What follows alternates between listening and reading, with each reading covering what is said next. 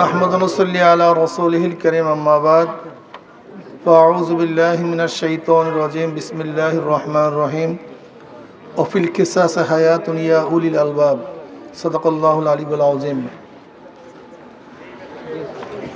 আপনারা জানেন এখানে আমরা কেন উপস্থিত হয়েছি। বিভিন্ন জায়গাতে ধর্ষণ বেড়ে গেছে, খুন খারাপি, চুরি ডাকাতি বৃদ্ধি হয়েছে। এর কারণটা কি?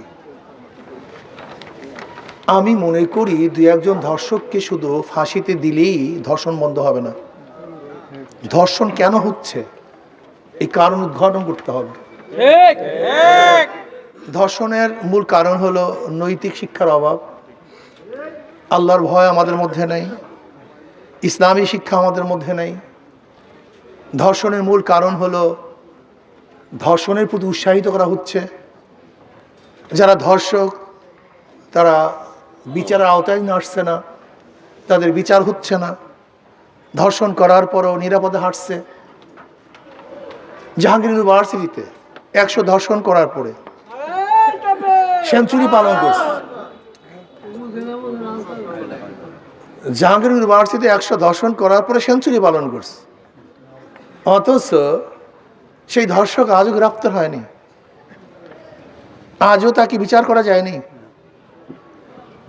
হলগুলিতে ধর্ষণ হচ্ছে। আমরা কি দেখেছি যে ছোট বাচ্চাদেরকে, শিশু বাচ্চাদেরকে অবৈধ গর্ভপাতের মাধ্যমে ট্রাঙ্কের মধ্যে আবদ্ধ করা হচ্ছে, ড্রেনের মধ্যে বাচ্চাদেরকে ফেলে দেওয়া হচ্ছে, বালির চাপা দিয়ে বাচ্চাদেরকে মারা হচ্ছে। অথচ আমরা নিজেদেরকে স্বাধীন মনে করি, সচেতন মনে করি, আমরা নিজেদেরকে উদারপন্থী মনে করি। এরকম হবে না। আমি মনে করি নৈতিক শিক্ষা দিতে হবে, ইসলামী শিক্ষায় শিক্ষিত করতে হবে, ইসলামী আইন বাস্তবায়ন করতে হবে। ইসলামী আইন, কোরআন সুন্নাহর আইন বাস্তবায়ন ব্যতীত ধর্ষণ বন্ধ করা সম্ভব নয়। এর জন্য আমি দাবি করবো, আসুন বাংলাদেশের গোটা জনগণ যদি ধর্ষণ বন্ধ করতে চান, চিরতরে ধর্ষণ উৎখাত করতে চান, তাহলে কোরআন সুন্নাহর আইন বাস্তবায়ন করুন, ইসলাম হুকুমাত কায়েম করুন। ধর্ষকদের আশ্রয় নয়, তাদেরকে বিচারের আওতায় নিয়ে আসেন। আমি অন্তর্বর্তী সরকারকে বলবো, যদি এই ধর্ষকদের বিচার না করা হয় তাহলে বাংলাদেশের জনগণ এমন আন্দোলন করবে যে আন্দোলনের মাধ্যমে তারা নিজেরাই বিচার হাতে তুলে নিতে বাধ্য হবে। কাজে আমরা চাই না যে জনগণ নিজেরা বিচার করুক, বিচার নিজেদের হাতে তুলুক, এটা আমরা চাই না। আমরা চাই জনগণের আদালত না করতে হয়।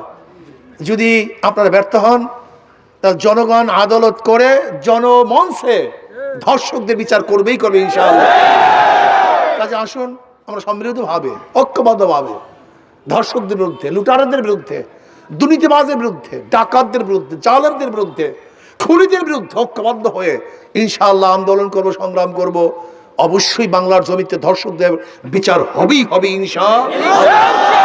আমাকে আমাদের সবাইকে এই জালেমের বিপক্ষে, ধর্ষকদের বিপক্ষে এবং মাজলুমের পক্ষে, যারা ধর্ষিত হয়েছে তাদের পক্ষে সুস্থ বিচার এবং ন্যায় বিচার যেন প্রতিষ্ঠিত করতে পারি, আল্লাহ আমাদের সবাইকে সেই তৌফিক দান করেন।